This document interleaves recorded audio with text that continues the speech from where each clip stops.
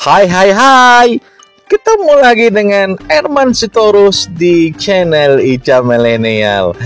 Nah sahabatku, kalian pasti ingin tahu ya, kapan sih handphone yang terkenal saat ini datang di Indonesia? Nah, bagaimana sejarah perkembangannya di Indonesia? Nah, kenapa bisa handphone masuk ke Indonesia?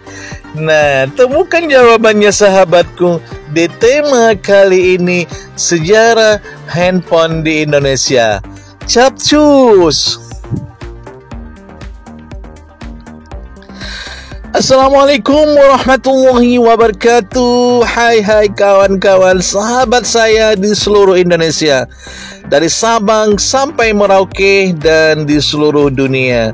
Ya, semoga kalian semua dalam keadaan sehat dan bahagia. Nah, bagi teman-teman sahabat saya yang baru bergabung ya, silakan berikan subscribe di channel saya ini agar kalian bisa mengikuti perkembangan video saya di masa-masa yang akan datang. Nah, sahabatku, langsung aja ya kita bahas bagaimana sejarah handphone di Indonesia. Nah, mungkin kamu, saya, dan semuanya tidak asing lagi dengan sebuah handphone yang kecil yang selalu kita bawa kemana-mana. Kayaknya lebih baik gak usah makan ya sahabatku, ketimbang handphone tidak ada di tangan ya, atau handphone tidak ada paket datanya. Nah, ternyata sahabatku, pada tahun 1984 teknologi seluler diperkenalkan di Indonesia, dan inilah awal masuk handphone di Indonesia. Nah, ketika itu PT Telekom Indonesia bersama dengan PT Rajasa Hasanah Perkasa mulai menyelenggarakan layanan komunikasi seluler dengan mengusung teknologi NMT 450 ya. Pada saat itu menggunakan frekuensi 450 MHz. Melalui pola bagi hasil, Telkom mendapat 30%, sedangkan PT Rajasa Hasanah Perkasa mendapat 70%.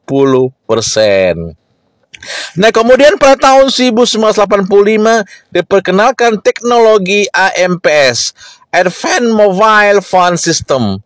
Ya, ini mempergunakan frekuensi 800 MHz yang lebih tinggi lagi dari tahun 1984 dan merupakan cikal bakal CDMA saat ini. Nah, itu ya sahabatku ya, itu pertama kali masuk handphone di Indonesia.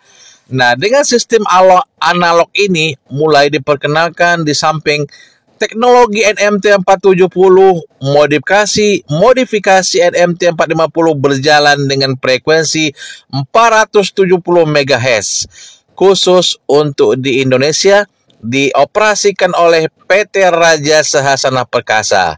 Ya, kemudian diikuti oleh teknologi oleh 4 operator, yaitu PT Elektrindo Nusantara, PT Sintralindo, Pancasakti, dan PT Telekomindo Prima Bakti, serta PT Telekom Indonesia sendiri.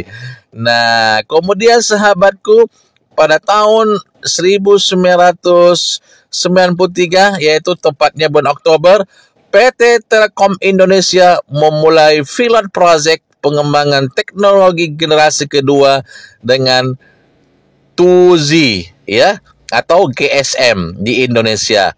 Nah, gitu ya. Kemudian dari tahun ke tahun ya mengalami peningkatan ya 3G, dan sekarang udah ke 4G gitu ya. Nah, jadi begitu sahabatku perkembangan mulai masuk handphone ke Indonesia dari tahun ke tahun, terus mengalami perkembangan ya, sehingga kita bisa menikmati saat sekarang ini. Nah, pada era ini perkembangan handphone begitu pesat. Harga handphone pun semakin terjangkau. Pada zaman ini juga handphone cukup terkenal di Indonesia ya. banyak merek-merek yang sekarang handphone semua sudah Android. Nah, itu sahabatku ya. Jadi handphone itu sudah menjadi kebutuhan pokok dan menjadi kebutuhan pendidikan bagi anak-anak didik kita yang di sekolah. Banyak merek ya sahabatku, silakan dipilih, dan ini menjadi suatu kebutuhan saat ini, yaitu handphone. Baik sahabatku, demikian aja yang bisa saya sampaikan bagaimana sejarah handphone di Indonesia atau masuknya handphone di Indonesia. Nah, semoga video yang singkat ini bisa bermanfaat dan memberikan edukasi kepada kita semua. Nah, jika video ini bermanfaat sahabatku, silakan berikan like, komen, dan subscribe, dan share sebanyak-banyaknya kepada orang-orang yang membutuhkannya agar semua bisa berbagi kebaikan semuanya. Dan jika ada yang kurang jelas, silakan berikan komen sahabatku di kolom komentar.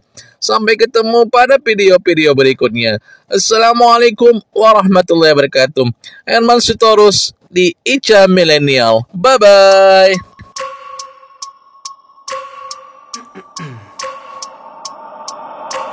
I wake up every minute with the fever dreams. I push my mind to a limit where it needs to be. I work blind, got vision I don't need to see. I'm picking mind over matter, I believe in me. I need to find more hours in the day to